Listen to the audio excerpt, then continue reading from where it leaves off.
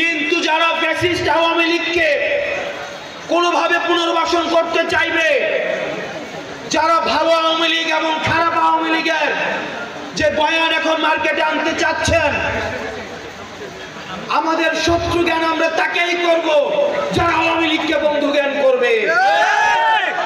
5 August পরবর্তী সময়ে আমাদের শত্রু কেবলমাত্র তারাই যারা আওয়ামী লীগকে বন্ধু জ্ঞান করে।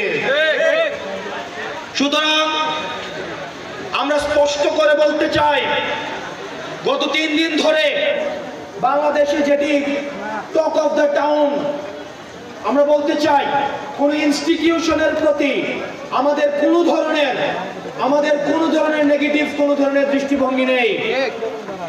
বাংলাদেশ সেনাবাহিনী আমাদের সার্বভৌমত্বে, আমাদের রক্ষার্থে, এবং আমরা দেখেছি 5 আগস্ট বাংলাদেশ সেনাবাহিনী ছাত্র নাগরিকের সাথে তারা আওয়ামী বিরোধী অবস্থান নিয়েছে। একই সাথে আমরা এই বিষয়টিও বলতে চাই, আপনারা জনগণের বিরুদ্ধে আপনারা কখনোই অবস্থান নিয়েন না।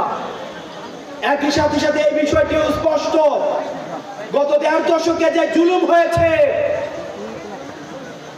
আমি ভার্সেস ডামি ইলেকশন হয়েছে, দিনের ভোট রাতে করা হয়েছে, কবর থেকে এসব ভোট দিয়ে গিয়েছে, মুর্দার এসব ভোট দিয়ে গিয়েছে, সেই সময় অত্যন্ত দুঃখজনক বিষয়, আমরা কোন জেনারেলকে পদত্যাগ করতে দেখি নাই।